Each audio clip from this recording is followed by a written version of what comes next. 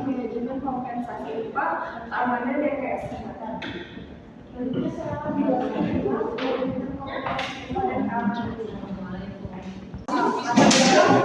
Ini adalah proses manajemen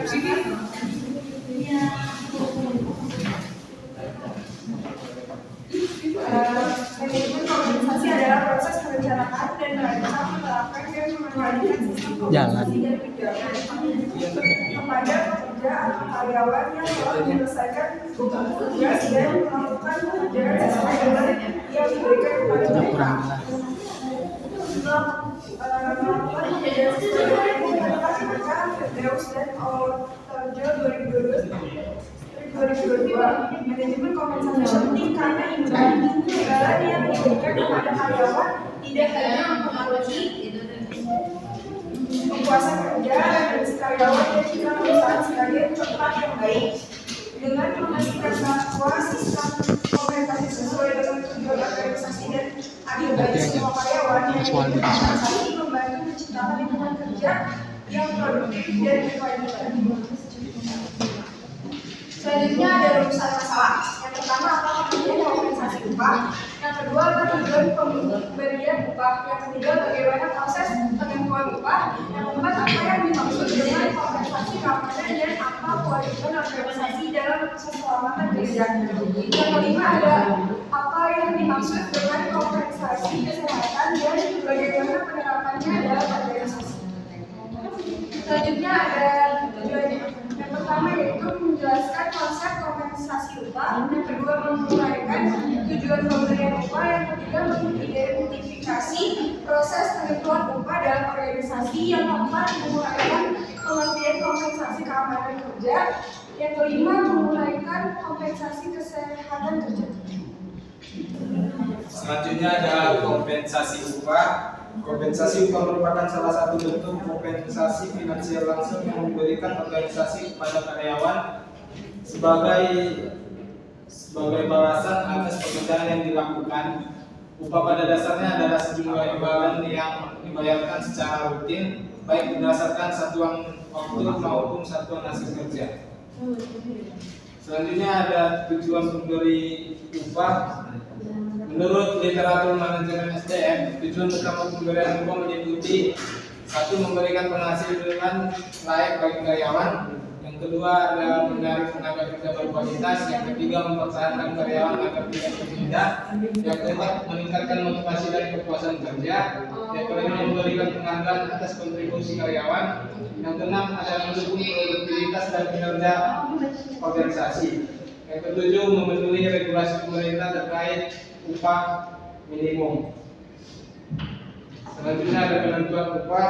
Penentuan upah dilakukan melalui beberapa tahapan inti, yaitu: satu, analisis jabatan, identifikasi tugas, tanggung jawab dan syarat pekerjaan; yang kedua, evaluasi jabatan, menentukan nilai relatif suatu jabatan; yang ketiga, penyusunan struktur gaji, mengelompokkan jabatan berdasarkan tingkat pekerjaan; yang keempat, peninjauan kemampuan finansial perusahaan; yang kelima, mengikuti standar upah minimum, UMR, UMP atau UMK; yang keenam, menetapkan kebijakan upah secara formal; yang ketujuh, mengkomunikasikan kebijakan upah kepada seluruh karyawan. Selanjutnya kompensasi kesehatan. Kompensasi keamanan. Kompensasi keamanan merupakan salah satu bentuk kompensasi non finansial yang diberikan organisasi kepada karyawan dalam bentuk perlindungan terhadap risiko kecelakaan, bahaya kerja, serta kondisi lingkungan kerja yang dapat mengancam keselamatan fisik kesehatan dan pekerja. Secara keseluruhan, kompensasi keamanan tidak hanya bertujuan melindungi karyawan dari bahaya, tetapi juga meningkatkan kenyamanan kerja, menurut tingkat absensi, mengurangi beban biaya perusahaan akibat kecelakaan, serta meningkatkan produktivitas perusahaan. Menerapkan kompensasi keamanan secara baik biasanya memiliki budaya organisasi yang lebih positif serta hubungan kerja yang lebih harmoni. Selanjutnya dilanjutkan lagi kompensasi kesehatan. Kompensasi kesehatan adalah fasilitas dan jaminan kesehatan yang diberikan perusahaan kepada karyawan untuk menjaga kondisi fisik dan mental mereka. Bentuk kompensasi kesehatan menurut Rifai, Simamora, dan Sedar Mayanti meliputi 1. Asuransi kesehatan atau BPJS, 2. Pemeriksaan kesehatan berkala, 3. Klinik perusahaan, 4. Program kesehatan mental, 5. Program olahraga dan kebugaran, 6. Lingkungan kerja higienis dan sehat, 7. Pencegahan penyakit akibat kerja. Dan 4. Kurangnya kompensasi terhadap karyawan perusahaan. Kurangnya kompensasi upah dapat menimbulkan penurunan motivasi kinerja buruk, peningkatan absensi, hingga perpindahan kerja.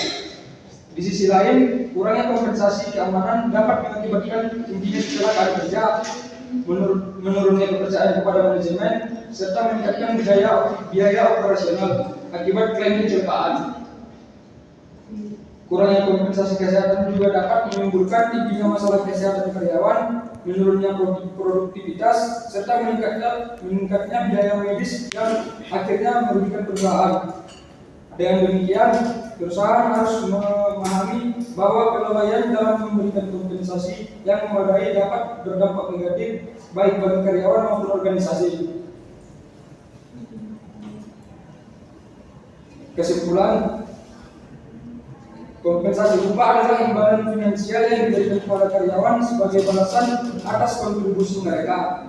2. Tujuan pemberian upah adalah untuk memenuhi kebutuhan hidup, meningkatkan motivasi